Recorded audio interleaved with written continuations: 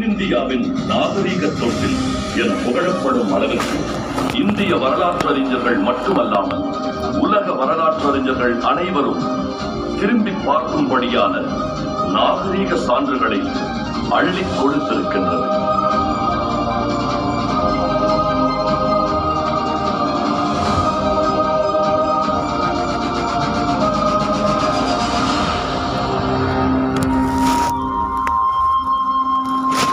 இன்னைக்கு தேதிக்கு பொருணை நதி தொடர்ந்து ஓடுற மாதிரி இன்னொரு நதி இல்லை நான் சொல்றேன். தொடர்ந்து பெருக்கெடுத்து ஓடுகிற வற்றாத மிகச்சிறந்த நதியாக ஒரு பண்பாட்டு நதியா பொருணை நதி இருக்கு. பொருணை என்ற சொல்லிலே என்னன்னா பொதுவாக பொருள் நிலத்தோடு பொதுவில் செல்கின்ற நீர்வழி. பொதிகை மலை எப்பவுமே குளிர்ச்சியான ஒரு சொல். அங்கிருந்து வருகின்ற அந்த நீர் ரொம்ப குளிர்ச்சியாக இருக்கும். அந்த குளிர்ச்சியை அடிப்படையாக கொண்டு அங்கே தனி பொருணை என்ற பெயர் வந்திருக்கோம் அப்படின்னு சொல்லலாம். பொருணை ஆற்றங்கரையில் மனித நாகரிகத்திற்கான தடயங்கள் நுண்கற்கருவி காலத்திலிருந்தே கிடைக்கின்றன. தேனி காடுகள் என்று சொல்லப்படுகிற அந்த தேனி சைட்ஸ் இங்குதான் நுண்கற்கருவி காலம் முதலாக கண்டுபிடிக்கப்பட்டது. இந்த நுண்கற்கருவிகள் பலவிதமான வடிவங்களில் குவார்ட்ஸ் மற்றும் சர்ச் எனப்படும் கற்களால் செய்யப்பட்டவை. இவர்களுடைய பண்பாடு என்பது சுமார் 10,000 ஆண்டுகால பழமையானதாக இருக்கலாம். அதைத் தொடர்ந்து இரும்பு காலத்தை சார்ந்த நெடுங்கற்கள், முதுமக்கள் தாழிகள், இரும்பு உருக்கு பொருட்களும் தொடக்க வரலாற்று காலத்தை சார்ந்த தமிழி எழுத்து பொறிக்கப்பட்ட கல்வெட்டுகளும் பொருணை ஆற்றங்கரையில் கிடைக்கின்றன. இந்த பகுதியில நம்ம பொருணை பண்பாடுன்னு சொல்ற பகுதியில கிடைச்சிருக்கக்கூடிய மிக முக்கியமான அகழாய்வு தளங்கள் என்ன, அங்க என்ன கிடைச்சிருக்கு அப்படிங்கிறது புரிதல் நமக்கு தேவை இருக்கு. அதுல முதல்ல நம்முடைய கவனத்துக்கு வர்றது ஆதிச்சநல்லூர். தமிழகத்துல மட்டும் இல்லை, இந்தியா ஃபுல்லா எடுத்துனாலும் சரி, அது ஓல்டஸ்ட் சைட்டுன்னு சொல்லுவோம். கிபி 1876 ஆண்டு ஜெர்மன் நாட்டை சார்ந்த ஃபெடர் ஜாகர் எனும் இனவியல் வல்லுநர் ஆதிச்சநல்லூரில் முதலாக ஆய்வு செய்து ஏராளமான தொல்பொருட்களையும் மனித எலும்புகளையும் தன்னுடைய நாட்டுக்கு எடுத்துச் சென்றார். ஜாகரின் ஆய்வுகளால் உந்துதல் பெற்ற அலெக்சாண்டர் ரே எனும் தொல்லியல் வல்லுநர் 1899 முதல் 1904 ஆண்டு வரை ஆதிச்சநல்லூரில் விரிவான தொல்லியல் அகழாய்வினை மேற்கொண்டார். இதில் ஏராளமான தொல்பொருட்கள் கிடைத்தன.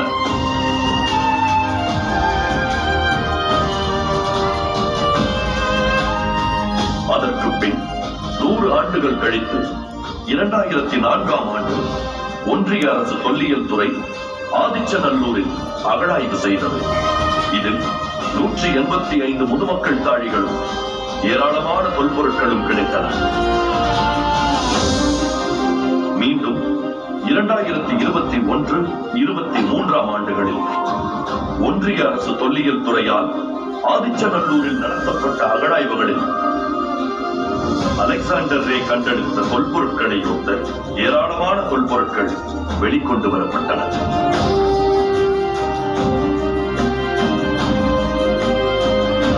ஒரு மிகப்பெரிய கேள்வி மக்கள் முன்னே தொடர்ந்து 100 ஆண்டுகளாக அது இருக்கிறது. அதற்கு காரணம், இவ்வளவு பெரிய ஈமக்காடு இருக்கிற இடத்தில் மனிதன் வாழ்ந்த இடம் எது என்பது அறியப்படாமலே இருந்தது. இதுக்கு ஒரு விடை காணும் விதமாக தான் நம்ம என்ன பண்ணோம், தமிழ் அரசு தொழில்துறை மூலமாக நாங்கள் ஒரு முயற்சி எடுத்தோம்.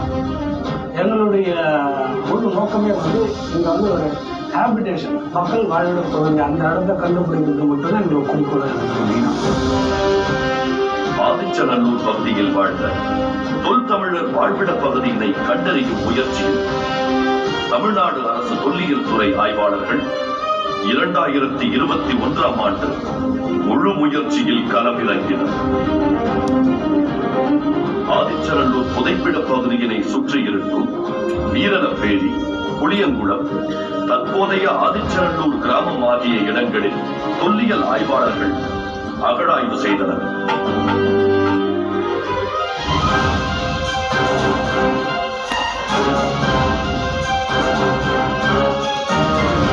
தற்போதைய ஆதிச்சநல்லூர் கிராமத்தை சுற்றியுள்ள பகுதியில் மக்கள் வாழ்விட பகுதிக்கான சான்றுகள் வெளிப்பட்டன. மக்கள் வாழ்விட பகுதியை நாங்க அகழ்வாராய்ச்சி மூலியமா வெற்றிகரமா கண்டுபிடிச்சோம். அது ரொம்ப உணர்ச்சிகரமான தருணமா இருக்கு. ஆதிச்சநல்லூர் பக்கத்துல இருக்க ஏரி பகுதியில தான் பண்டைய கால மக்கள் வாழ்ந்துருக்கோம். இப்ப அந்த நீர்பிடிப்பு பகுதியா மாறினதால மக்கள் தற்போது உள்ள ஆதிச்சநல்லூர் கிராமத்துக்கு இடம்பெயர்ந்திருக்கணும். இதற்கான தொல்லியல் சான்றுகள் இன்னைக்கு அகழ்வாராய்ச்சி மூலியமா நிறையவே கிடைச்சிருக்கு. இரும்பு பொருட்கள், குறியீடுகள் பொறித்த பானை ஓடுகள், புதைவிட பகுதியில் கண்டறியப்பட்டதை ஒத்த பல்வேறு வகையான வெள்ளை வண்ணம் பூசப்பட்ட பானை ஓடுகள் என மக்கள் வாழ்விடத்திற்கான சான்றுகள் ஏராளமாக வெளிப்பட்டன. அதே போல ஆதிச்சநல்லூர் வாழ்விட பகுதியின் காலத்தை உறுதி செய்வதற்கான கரிம மாதிரிகளும் அகழாய்வு குழியிலிருந்து கண்டறியப்பட்டன.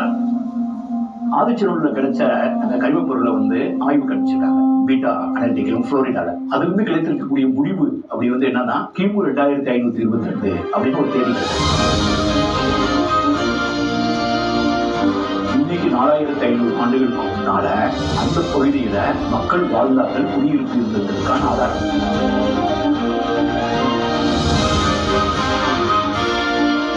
பொருளை ஆற்றங்கரை நாகரிகத்தின் தொன்மையை ஆதிச்சநல்லூர் உலகிற்கு உணர்த்திக் கொண்டிருக்கும் அதே நேரத்தில் பொருணையாறு கடலில் கலக்கும் கழிமுக பகுதியில் சங்க இலக்கியங்கள் போற்றும் ஒரு முக்கிய பகுதி அமைந்துள்ளது, கொற்கை. கொற்கை சங்க காலத்துல ஒரு முக்கியமான துறைமுகமா இருந்திருக்கு. ஏராளமான சங்க இலக்கிய பாடல்கள் கொற்கையை பற்றியும் கொற்கையின் முத்தை பற்றியும் சிறப்பாக குறிப்பிடுவதோடு பெரிப்ளஸ் ஆஃப் தி எரித்ரியன் சீ எனும் கிரேக்க கடல் வழி பயண நூலும் தாலமி, பிளினி போன்ற அயல் நாட்டவரின் குறிப்புகளும் கொற்கையை பற்றி சிறப்பாக குறிப்பிடுகின்றன. 1876ஆம் ஆண்டு ராபர்ட் கால்வெல் கொற்கையில் ஒரு சிறிய அளவிலான அகழாய்வினை முதலாக மேற்கொண்டார். அதற்கு பின் தமிழ்நாடு அரசு தொல்லியல் துறை தொடங்கப்பட்டவுடன் தன்னுடைய முதல் தொல்லியல் அகழாய்வினை 1967ஆம் ஆண்டு கொற்கையில் நடத்தியது. அதைத் தொடர்ந்து 2021ஆம் ஆண்டு தமிழ்நாடு அரசு தொல்லியல் துறை ஆய்வாளர்கள் கொற்கையில் ஒரு விரிவான தொல்லியல் அகழாய்வினை மேற்கொள்ளும் முயற்சியில் களம் இறங்கினார். கொற்கை சுற்று வட்டார பகுதிகளில் உள்ள ஆறுமுகமங்கலம், அகலம், மாதமங்கலம் அப்படிங்கிற இடத்த நம்ம அகழாய்வுக்கான தேர்வு செய்யப்பட்ட இடமா நம்ம தேர்ந்தெடுக்கிறோம்.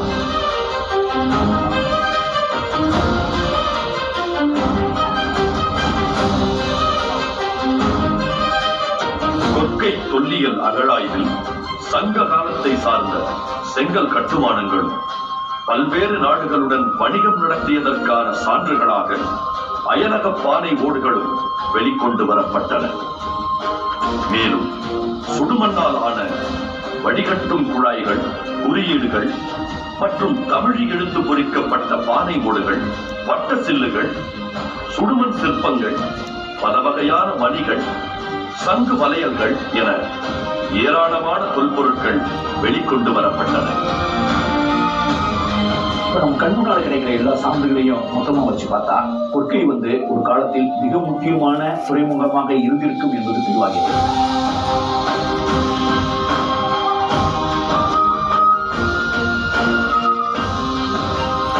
அதே நேரம் ஆதிச்சநல்லூரை போலவே இருக்கும் பழமையான இரும்பு கால தொல்லியல் தலமான சிவகலையில் தமிழ்நாடு அரசு தொல்லியல் துறை ஆய்வாளர்கள் விரிவான ஆய்வினை மேற்கொண்டனர். இங்க பாத்தீங்கன்னா ஒரு 200-300 ஏக்கர்ல பரியல் கிரவுண்ட் இருக்கு. சிவகலை மாநிலம் சுற்றுச்சூழல் ஒருத்தர் அவருதான் டிபார்ட்மெண்ட்டுக்கு ஐடென்டிஃபிகேஷன் பண்ணி லெட்டர் மூலியமா இன்ஃபர்மேஷன் கொடுக்குறாரு. ஆதிச்சநல்லூர்ல இருக்கக்கூடிய தொல்லியல் கள மாதிரியே சிவகலையும் தொல்லியல் மேடு இருக்கு. அப்போ கண்டிப்பாக சிவகலையை சுற்றி சாலைகள் இருக்குமோ அப்படின்னு ஒரு வரலாற்று ஆசிரியர் ஒரு ஆசையில இந்த பகுதியை அப்படின்னு ஆய்வு செஞ்சார் 2012. அந்த பகுதியில் போய் பார்த்தாச்சுன்னா இங்கேயும் முதுமக்கள் சாலைகள். அதனால இதுக்கு எவ்வளவு பெரிய கஷ்டங்கள் இருந்தாலும் சரி இதை கண்டிப்பாக நம்ம கொண்டு போகணும்னு சொல்லி இதை பற்றி நல்லா கொண்டு போயிருந்து இன்னைக்கு தமிழக தொழில்துறை ஆய்வுகள் பண்ணிட்டு இருக்காங்க. சிவகலை புதைப்பிட பகுதிகளான பரம்பூர், பேட்மா நகர், மூலக்கரை ஆகிய இடங்களில் தமிழ்நாடு அரசு தொல்லியல் துறை 3 கட்டங்களில் விரிவான தொல்லியல் அகழாய்வுகளை நடத்தியது. இதில் 160 முதுமக்கள் தாழிகளும் ஏராளமான தொல்பொருட்களும் வெளிக்கொண்டு வரப்பட்டன.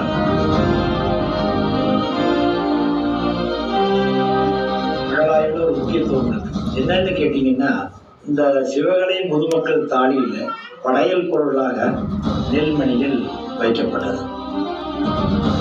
அது அமெரிக்காவுக்கு வீட்டா லெபார்டரிக்கு அனுப்பி அதை காலக்கணிப்பு செஞ்சு, அந்த காலக்கணிப்பு கிமு 1155,